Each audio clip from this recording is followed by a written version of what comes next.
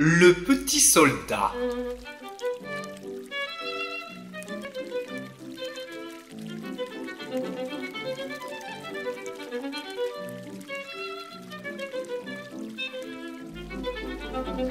Il était une fois un petit soldat qui vivait aux frontières d'un pays minuscule. Ce petit pays n'avait jamais été envahi, il n'avait jamais été colonisé.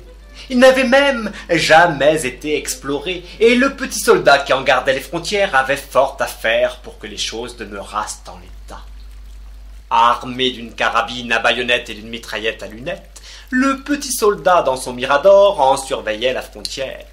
« Qui va là ?» criait-il quand il entendait quelque chose. « Allez-vous-en où je tire ?»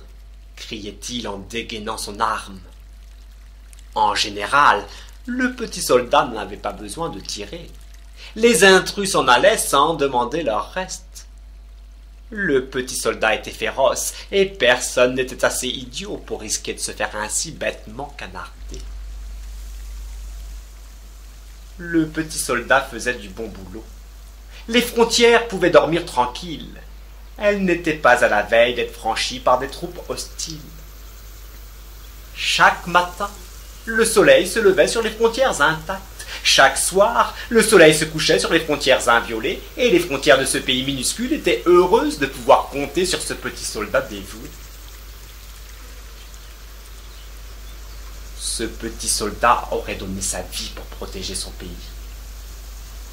Qu'aurait-il pu faire d'autre? Que savait-il faire d'autre? Hormis graisser ses armes et vérifier ses munitions. Ce petit soldat était bon à rien. Il ne savait pas chanter. Il ne savait jouer d'aucun instrument. Il ne savait pas très bien compter. Il était incapable de marchander. Il ne savait pas faire rire les gens. Il ne savait pas tracer de plans. Il ne savait pas parler aux animaux. Il n'avait lu aucun livre. Il ne connaissait pas de gens importants. Il n'aimait pas les histoires d'argent. Il n'était bon qu'à garder les frontières, et comme dans ce domaine il excellait, cela lui fournissait une excellente raison de vivre. On a tous besoin d'une raison de vivre. Campé sur ses positions, le petit soldat regardait ses journées s'égrenier. Ni le caporal ni le sergent n'avaient à se plaindre du petit soldat. « Soldat !» lui annonça un jour son supérieur immédiat. Conformément à la missive numéro 728 DA 640, je vous signale que le général va passer la semaine prochaine. Il est en tournée d'inspection et va inspecter la compagnie. Il restera 3 jours. Je compte sur vous, soldats, pour être à la hauteur de l'événement. Oui, chef, répondit le petit soldat. Vous pouvez compter sur moi. En conséquence de quoi, vous aurez les pelouses à tondre et à repeindre les bornes et les barrières. Oui, chef, ce sera fait. Vous veillerez à ce que tout soit accompli dans les délais adéquats. All right. Yes, sir.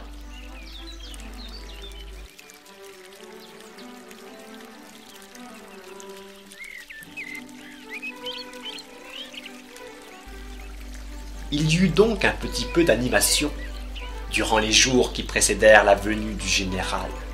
Le petit soldat s'activa. Il coupa les herbes folles qui poussaient sous le mirador.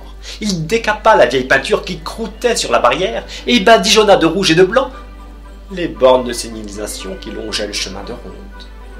Quand tout cela fut fait, le général passa. Il inspecta, salua, congratula, fit bonne chère, distribua des médailles dorées aux plus méritants, et le poste frontière retomba dans sa torpeur habituelle.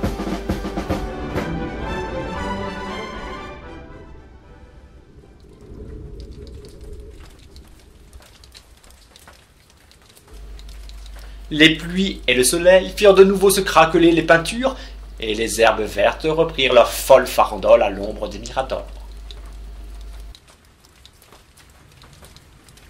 Le petit soldat reprit sa surveillance. Le petit pays était sous bonne garde. Il n'était menacé par aucun danger répertorié comme tel. Qui aurait voulu envahir ce pays? Car à vrai dire, ce petit pays n'avait pas de quoi attiser les convoitises. C'était un pays minuscule et misérable. Ce pays, qui était de la taille d'une boîte d'allumettes, ne recelait ni or, ni pétrole, ni uranium, ni manganèse. Les seules richesses de ce petit pays étaient probablement les frontières qui le délimitaient. En tout cas, le petit soldat ne pensait pas autrement, et c'est la raison pour laquelle il prenait son job à cœur. Un jour, pourtant, des voisins qui jusqu'à présent n'avaient jamais montré la moindre agressivité se firent belliqueux. Ils envoyèrent leurs porte-avions, leurs bombardiers et leurs troupes d'élite. Le ciel devint noir et vrombissant. Les plages virent débarquer les assaillants peinturlurés. On mit le feu aux chapelles. Les clochers vacillèrent.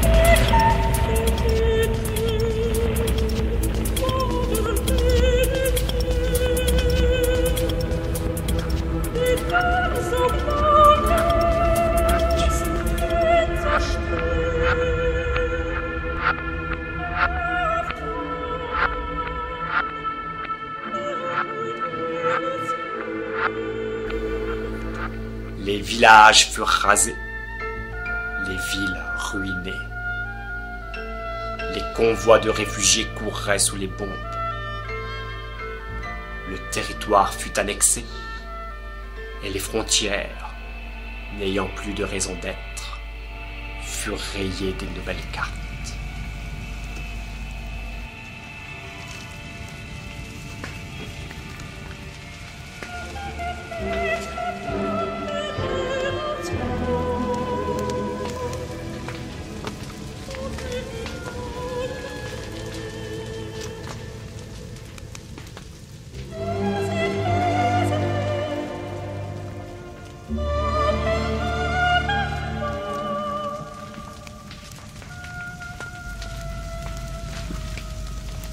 Le petit soldat se demanda ce qu'il allait bien pouvoir faire dorénavant. On lui avait arraché son uniforme, on avait dissous son bataillon, et on avait liquidé les réfractaires qui ne voulaient pas cesser le combat.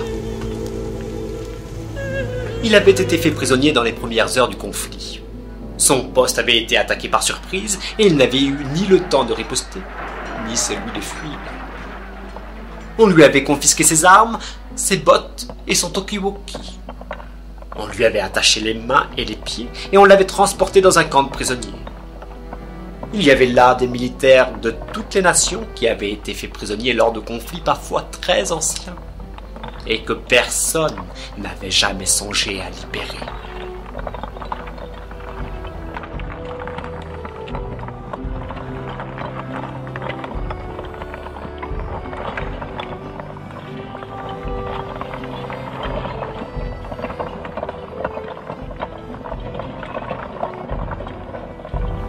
Perdu dans la foule des captifs, le petit soldat ne tarda pas à rejoindre les siens.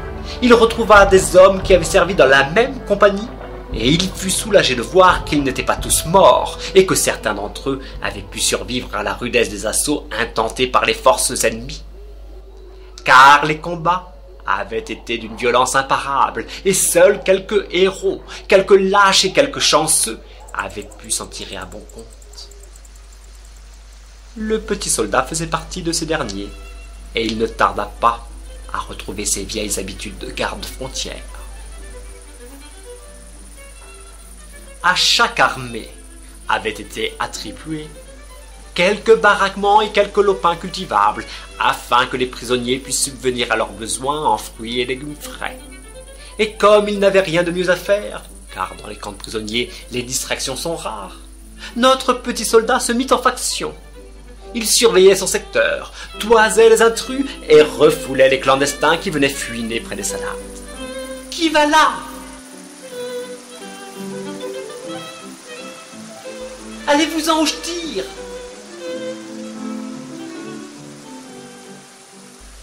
Le petit potager était en sécurité. Les concombres et les navets qui y poussaient étaient on ne peut mieux protégés.